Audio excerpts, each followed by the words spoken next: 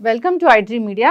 So ఈ మధ్యకాలంలో ఎక్కువగా చూస్తున్నాం కదా. సో భార్యాభర్తలు అనే వాళ్ళు విడిపోతున్నారు. కొద్ది కాలానికి 30 ఏళ్ళు కాపురాలు చేసైనా విడిపోతూ ఉన్నారు. బద్ధ శత్రులాగా తయారవుతూ ఉన్నారు. అసలు ఎక్కడ వస్తుంది ఈ తేడా? వివరాలు తెలుసుకుందాం. మనతో పాటు ఉన్నారు ప్రముఖ family counsellor and motivational speaker Priya Chaudhary garu. Ma'am నమస్తే అండి. నమస్తే. సో జనరల్గా భార్యాభర్తల బంధం ఎంతో గొప్పది, పవిత్రమైనది. అంటే ఒకరి కోసం ఒకరు తోడు. అయితే ఫస్ట్ బాగానే ఉంటారు పెళ్లి చేసుకునేటప్పుడు. కొన్నాళ్ళు కాపురం చేశాక ఒక సంవత్సరం, 2 ఏళ్ళు, 3 ఏళ్ళు అట్లా అవుతా ఉన్న కొద్దిగా ఎక్కడో తేడా వస్తుంటుంది, విడిపోతూ ఉంటారు. కొందరైతే సంవత్సరానికి విడిపోతే, కొందరు పిల్లలు పెద్దోళ్ళే 30 ఏళ్ళకు విడిపోతున్నారు. విడిపోవడం అంటే ఏంటి?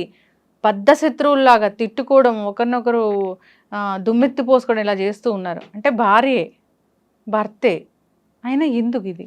ఫ్రస్ట్రేషన్స్. ఇప్పుడు సంవత్సరమైనా 30 సంవత్సరాలైనా సంవత్సరానికే విడిపోతున్నారు ఎందుకు అని అంటే, సంవత్సరానికి విడిపోవడం అనేది ఒక విధంగా కరెక్ట్.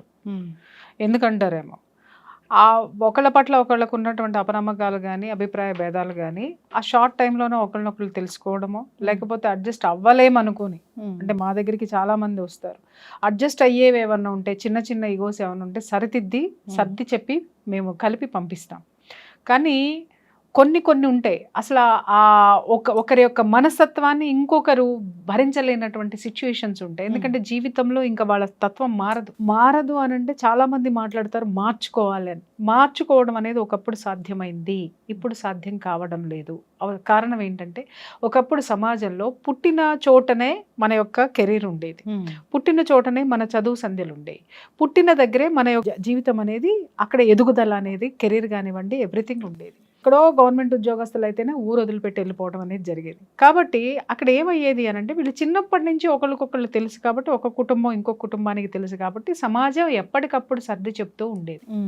ఓకే, ఒకళ్ళ గురించి ఒకళ్ళకి మంచి చెప్పడమో, లేకపోతే ఇంకొకటో అట్లా వీళ్ళ యొక్క బాధన కానీ వ్యధన కానీ సొసైటీ షేర్ చేసుకునేది, బంధువులు షేర్ చేసుకునేవాళ్ళు. అలా ఏమయ్యేది అని అంటే, సగం వీళ్ళు షేర్ చేసుకోవడం వల్ల మిగిలిన సగం అడ్జస్ట్ అయిపోకుంటూ కూడా జీవితం మొత్తం కూడా వాళ్ళు సరిదిద్దుకొని ముందుకెళ్ళడం సాఫీగా జరిగిపోయేది. బట్ ఇప్పుడు ఏమైంది, మైక్రో ఫ్యామిలీస్ వచ్చేసాయి, ఎవ్వరూ కూడా ఉమ్మడి కుటుంబాలు లేవు. అసలు ఇవాళ మనం ఎవరినైనా సరే తీసుకోండి, మీరు ఒక చోట పుట్టారు, ఇంకొక చోట చదువుకున్నారు, ఇప్పుడు ఇంకొక చోట ఉద్యోగం చేస్తున్నారు. అలాగే నేను పుట్టిన ఊరు వేరు, నేను పుట్టింది వేరు, చదువుకున్నది వేరు, ఇక్కడ వచ్చి ఉద్యోగం చేస్తున్నారు, పెళ్లి చేసుకున్న ఊరు వేరు, ఉద్యోగం చేస్తున్నది ఇక్కడే నా పెళ్లి, ఇక్కడే నా ఉద్యోగము, నేను పుట్టింది ఎక్కడో ఉంది. మీరు అలాగే అంటే ఎక్కడ ఊరికి దూరం అయిపోయి 30 ఏళ్ళు అయిపోయింది, అలాగే ఊరికి దూరం అయిపోయి కొన్ని సంవత్సరాలు అయిపోతుంది. ఇక్కడ ఇదే ఊరైనప్పుడు ఇక్కడ ఎవరు ఏంటి అనేది తెలియదు. నువ్వు మన చుట్టూ ఉన్నటువంటి మనుషులు కానీ పరిస్థితులు కానీ వాళ్ళ యొక్క పుట్టుపూర్వోత్తరాలు ఏంటో తెలియదు, వాళ్ళ యొక్క కుటుంబ నేపథ్యాలు ఏంటనేది ఎవరికీ తెలియదు. తెలియకపోవడంతో ఏమవుతుంది అని అంటే, ఫ్రెండ్షిప్లు కూడా ఇవాళ ఎక్కడ నిలబడవు. చూడండి ఎందుకు నిలబడట్లేదు అని అంటే, ఒకళ్ళ పట్ల ఒకళ్ళకి జెలస్ ఫీల్ అవ్వడము, లేకపోతే ఒకళ్ళని ఒకళ్ళు అర్థం చేసుకోలేకపోవడము, స్వార్థము, ఈర్ష, అసూయ, ద్వేషము ఇవే ఉన్నాయి.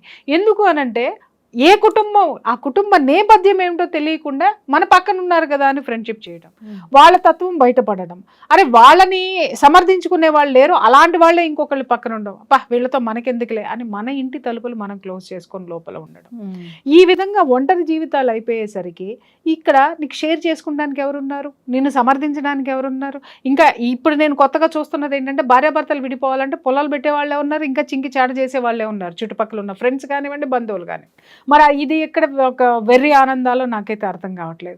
సో ఆ సిచ్యుయేషను ఇతని యొక్క మనస్తత్వం లేదా ఆమె యొక్క మనస్తత్వం మార్చుకునేటటువంటి పరిస్థితులు నీ చుట్టూ ఎక్కడ కనిపిస్తున్నాయి? కనపడవు. ఒకే ఇంట్లో ఇద్దరే ఉండాలి, ఆ ఇద్దరూ మారాలంటే ఈ ఇద్దరికి ఒక సమాజం తోడవ్వాలి, ఆ సమాజంలో చాలా కౌన్సిలింగ్ కావాలి, ఆ చుట్టుపక్కల ఉన్న వాళ్ళ స్నేహం కావాలి, ఒక మంచి వాతావరణం కావాలి, సహృద్భావం ఉండాలి. ఇవన్నీ ఏమీ లేవు, వీళ్ళిద్దరే ఉన్నారు. ఇవి ఎప్పటికీ అతకని బతుకులు అనమాట. అర్థమైపోతుంది, వీళ్ళు మారరు వాళ్ళు మారరు. 1 ఇయర్లో కేల్కతం దుకాన్ బంద్ అయిపోయింది. పెళ్లి చేసుకున్నాము, సంసారం చేసేసాము, జీవితాన్ని ఎంజాయ్ చేసేసాము.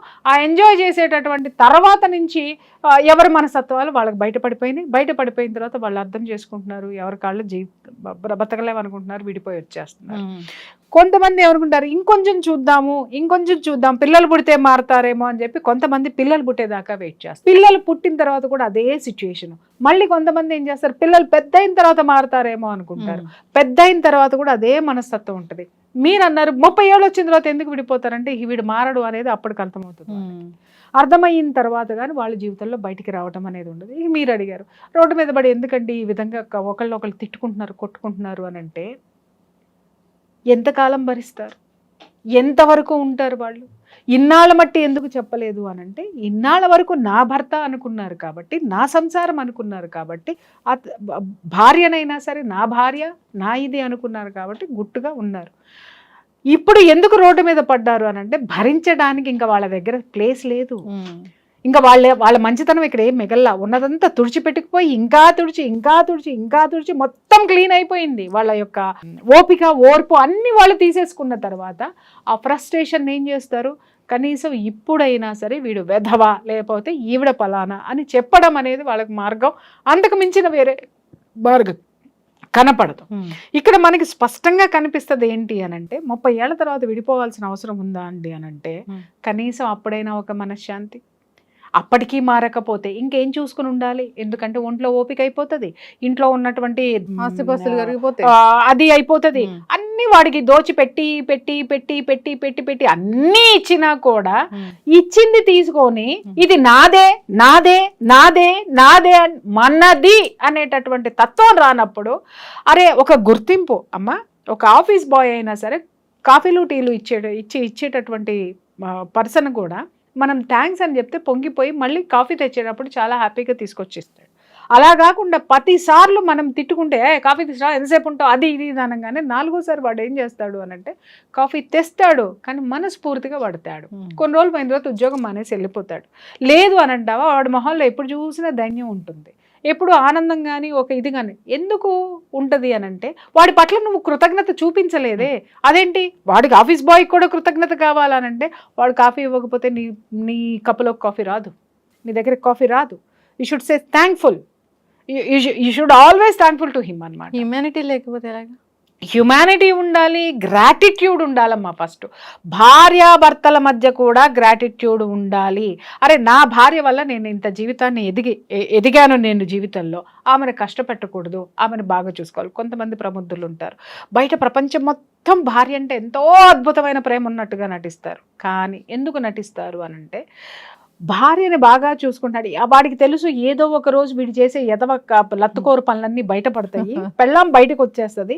బయట పడిపోతే నేను మాత్రం నా భార్యనే ప్రేమిస్తున్నాను అనేటటువంటి బిల్డప్ ఇచ్చుకొని తెర వెనక నాకు భాగవతాలు నడిపేటటువంటి క్యారెక్టర్లు బోల్డ్ ఉన్నాయన్నమాట. ఇవన్నీ ఏం చేస్తారంటే, తెర ముందు భార్యను ఒక గొప్ప దేవత కింద, ఒక త్యాగమూర్తి కింద, ఆమె లేకపోతే బ్రతకనేటట్టు. ఆమె లేకపోతే నువ్వు బ్రతకలేనప్పుడు ఇంకొకళ్ళు నీ జీవితంలోకి ఎలా వచ్చారు? అవును, ఫస్ట్ ఆఫ్ ఆల్. ఇంకొకటి, అరే తోడు కావాలి, నీడు కావాలంటే మరి నువ్వు కోరుకున్నావు, మరి మీ ఆవిడ నువ్వు సరిగ్గా లేనప్పుడు మరి మీ ఆవిడ కోరుకోవడంలో తప్పలేదు కదా. కోరుకుంటే ఏం జరుగుతుంది అక్కడ? సంసారం రోడ్డును పడుతుంది. అవును, అందుకని ఎవరో ఒకళ్ళు సర్దుకుపోతూ ఉంటారు. అది సంవత్సరం కాపురం కానివ్వండి, 10 సంవత్సరాల కాపురం కానివ్వండి, 30 ఏళ్ల కాపురం కానివ్వండి, భార్యాభర్తల్లో ఎవరో ఒకళ్ళు కంప్లీట్గా త్యాగం చేసుకుంటూ వస్తేనే ఆ అన్ని సంవత్సరాల తర్వాత అది బ్రేకప్ అవుతుంది. గుర్తుపెట్టుకోండి, మొదటి నుంచి ఒకేలా ఉంటుంది సంసారం, మొదటి నుంచి వాడు మారడు లేదా ఈమె మారదు, కానీ ఆ తర్వాత బద్దలయ్యింది అని అంటే వీళ్ళల్లో ఉన్నటువంటి ఓర్పు ఓపిక మొత్తం నశించిపోయి ఫ్రస్ట్రేషన్ అయిపోయి ఇంకా అసలు వీళ్ళలో ఏం ఉండదో అక్కడ ఉండడానికి. అప్పుడు ఏమవుతుంది అని అంటే, ఆ కసిని ఆ ప్రపంచంలో ఆటోమేటిక్గా మనం బయటికి చూపించేస్తాం అన్నమాట. అనుకోవచ్చు 30 ఏళ్ళుండి ఇలా ఎందుకు తిట్టుకుంటున్నారు అని అంటే, వాళ్ళ కోపం అలాంటిది, వాళ్ళ బాధ అలాంటిది, వాళ్ళ యొక్క స్థితి అలాంటిది, వాళ్ళ అంత బర్డెన్ భరించినా కూడా గుర్తింపు లేకుండా చేసినటువంటి ఆ తత్వాన్ని ఎవరు మాత్రము ఎన్ని సంవత్సరాలైనా భరించలేరమ్మా. ఏదో ఒక రోజు ఆ స్థితి బయటికి వచ్చేస్తుంది. ఆ హేట్నెస్ అనేది ఖచ్చితంగా బయటకు వచ్చేస్తుంది. Yes ma'am. అయితే చక్కని భార్య, సంపాదించే భార్య ఇలా ఉన్నా కానీ, మంచి భర్త ఇలా ఉన్నా కానీ, సో ఇంకో ఆప్షన్ చూస్ చేసుకుంటూ ఉన్నారు, ఇంకొకరు అని అనుకుంటూ ఉన్నారు. అంటే ఇది ఏంటి? కుటుంబం పట్ల గౌరవం లేకపోవడం నంబర్ 1. రెండోది ఏంటి అనంటే ఈ సమాజంలో ఇప్పుడు చాలా వరకు మనం చూస్తూ ఉన్నాం కదా, ఈ సోకాల్డ్ యూట్యూబ్ ఛానల్స్ వచ్చేసిన తర్వాత పుట్టగొడుగుల్లాగా ప్రతి ఒక్కళ్ళు నువ్వు పెట్టుకోవచ్చు, నేను పెట్టుకోవచ్చు, ఎల్లయ్య పెట్టుకోవచ్చు, పొల్లయ్య పెట్టుకోవచ్చు, మళ్ళా ఎవరికైనా స్వేచ్ఛ ఉంది. ఆ స్వేచ్ఛ చాలా మంచిది. ఎందుకనంటే నాకు నచ్చని విషయం ఏదన్నా ఉంది అనంటే నేను పరిపాలన పరంగా కానివ్వండి, లేకపోతే వ్యక్తిపరంగా కానివ్వండి, సమాజ పరంగా కానివ్వండి, ఏదైనా ఉంటే నా అభిప్రాయాన్ని చెప్పేటటువంటి ఒక వేదిక. అది చివరికి ఎలా తయారయ్యింది అనంటే ఎవడిష్టం వచ్చినట్టు ఆడు గతి లేని జీవితాలు, క్రమశిక్షణ లేని జీవితాలు, బంధాలకు విలువలు లేనటువంటి జీవితాలు, ఇంకా చెప్పాలంటే విచ్చలవిడితనపు జీవితాలు బ్రతకడాన్ని చూపించే వేదికలు అయిపోయిన తర్వాత ఇవాళ మన స్టూడియోల్లో కూడా చాలా మంది కొంతమందిని తీసుకొచ్చి కూర్చోబెట్టి ఇంటర్వ్యూలు చేస్తూ ఉంటారు. వాళ్ళ వల్ల సమాజానికి ఏం ఉపయోగం ఉందో చెప్పండి. ఒక వీడియో చేసి, ఒక దిక్కుమాలని వీడియో, వాడెవడో నిజం చెబితే జనాలకు కొంచెం బాధ అనిపిస్తుందేమో కానీ, వాడు టాయిలెట్ పోస్తూ కూడా విచిత్రంగా యాక్ట్ చేశాడంటే వీడియో వైరల్ అయిందంటే ఆయన తీసుకొచ్చి కూర్చోబెట్టి, మీరు అలా ఎలా చేశారు వీడియో, అలా ఎలా ఉన్నారు, మీరు ఇంత వైరల్ అయింది కదా, మీ అభిప్రాయాలు ఏంటని అడిగే దౌర్భాగ్యమైనటువంటి స్థితి ఇవాళ స్టూడియోల్లో ఉంది, ఇవాళ యూట్యూబుల్లో ఉంది. తర్వాత ఒకడికొకడు కొట్టుకొని వస్తే, లవర్లు కొట్టుకొని వస్తే, లవర్ వదిలి వెళ్ళిపోతే, అదేదో టీవీ సీరియల్ తీసినట్టుగా, ఓ క్రైమ్ థ్రిల్లర్ స్టోరీ వేసినట్టుగా దాన్ని వేసుకుంటూ పోతే టీనేజర్స్ ఉన్నారు. అలాగే గోడ మీద పిల్లి వాటం మనస్తత్వం ఎప్పుడు మనిషికి ఉంటుందమ్మా. వాడు ఏం చేస్తాడు, అరే నేను ఒక్కడనే ఉన్నాను అనుకున్నాను, ప్రపంచంలో చాలా మంది ఉన్నారా అనేసి సమర్థించేవాడిని వాడు తీసుకుంటాడు. అర్థమైందా? వాడి మనస్సులో ఏ అభిప్రాయము ఉందో దానికి ఊతం ఏ వీడియో అయితే ఇస్తుందో ఆ వీడియోని వాడు, ఆ అభిప్రాయాన్ని వాడు తీసుకొని సమాజాన్ని భ్రష్టు పట్టడానికి వాడు కూడా ఒక ఒత్తి అవుతాడనమాట. ఇలాంటి సిచ్యుయేషన్స్ ఉన్న ఈ సమాజంలో ఎందుకు వెళ్తున్నారు అని అడగడం అనేది గొంగళిలో అన్నం కలుపుకొని తింటూ వెంట్రుకలు వస్తున్నాయి ఏంటి మేడం అని నువ్వు అడిగినట్టు. ఎస్. అయితే ఇలాంటివి ఇష్యూస్ రాకుండా, క్లాషెస్ లేకుండా హ్యాపీగా భార్యాభర్తల బంధం కొనసాగాలంటే ఎలాగా? అమ్మ రావాలి, గిల్లి కజ్జాలు ఉండాలి. భార్యాభర్తల మధ్య ఎప్పుడూ కూడా గిల్లి కజ్జాలు ఉండాలి, ఖచ్చితంగా ఉండాలి. కోపతాపాలు ఉండాలి, అభిప్రాయ భేదాలు ఉండాలి. కానీ అవి తీర్చలేనటువంటి ఆ సిచ్యుయేషన్ కింద రాకూడదు అనమాట, అగాధాల కింద మారకూడదు. గిల్లి కజ్జాలు వచ్చినప్పుడు చక్కగా ఒకళ్ళొకళ్ళు బతిన్లాడుకునో, ఒకళ్ళనొకళ్ళు యాక్సెప్ట్ చేసుకునో, దాన్ని మన ఇది సెయిన్ కొన్ని ఉన్నాయి ఏంటంటే, మొగుడు పెళ్ళాలి పగలపూట ఎంత తన్నుకున్నా రాత్రి పొగొచ్చేసరికి మంచం దగ్గరికి వచ్చేసరికి ఒకటైపోతారు, ఒకటైపోవాలి అని పెద్దవాళ్ళు చక్కగా ఆడపిల్లలకి జల్లేసుకుంటూ ఇళ్ళకి చెప్పేవాళ్ళు. అమ్మ మొగుడు ఎన్ని చేసినా మంచం దగ్గరికి వచ్చేసరికి ఒకటవ్వాలి అంటే అర్థం ఏంటి? అక్కడ ఆ సిచ్యుయేషన్ ఏదైతే ఉందో ప్రేమాభిమానాలు అక్కడతోటి కంప్లీట్ చేసేయండి. అంటే నీ ప్రేమను అతనికి ఇవ్వమ్మా, అతను మారుతాడు. లేదా అతనికి కూడా ఏం చెప్తారంటే, ఒరే సాయంత్రం వెళ్ళేసరికి చక్కగా ఓ మోర మల్లెపూలు తీసుకెళ్ళి, లేదా బజ్జీలు తీసుకెళ్ళి, లేదా జిలేబీ తీసుకెళ్ళి, మీ ఆవిడకి చక్కగా ఇష్టమైంది ఏదన్నా తీసుకెళ్ళి అంతటితోటి ఖతం చేసేయి, గొడవని ఖతం చేసేయి. అంతేగాని సెక్స్ కోసమే ఉన్నారా, సెక్స్ కోసమే బతిలాడుతున్నారా అనే కొత్త నానుడి మాట్లాడేటటువంటి వాళ్ళకి ఇది సమాధానం కాదు. ఆ సిచ్యుయేషన్ తోటి, ఆ ఇష్టమైనటువంటి పనితోటి దాన్ని అక్కడితోటి సమాధి చేసి మళ్ళీ మరుసటి రోజు నుంచి చక్కగా ప్రేమను పెంచుకుంటూ మళ్ళీ అదే ఆప్యాయతతోటి చక్కగా కుటుంబాన్ని కాపాడుకోండి అని చెప్పేటటువంటి వాళ్ళు. అంతేగాని ఏదైనా సరే తల్లి చిన్న చిన్న అభిప్రాయ భేదాలు ఉండాలి తప్ప దాన్ని తవ్వుకొని అగాధాలుగా చేసుకుంటే ఏ కాపురము నిలబడదు. ఎవరినైనా క్షమాగుణము, గ్రాటిట్యూడ్నెస్, ఇవి రెండు పెళ్లి చేసుకునే ముందే మీలో ఉన్నాయా లేదా చెక్ చేసుకొని పెళ్లి చేసుకోండి, అప్పుడే ఈ బంధాలు నిలబడతాయి. భార్య తల్లి కాగలదు తర్వాత మలిదశలో, కానీ తల్లి భార్య కాలేదు. అవును, అది గుర్తించాలి. భార్య కూడా నీకు తల్లే.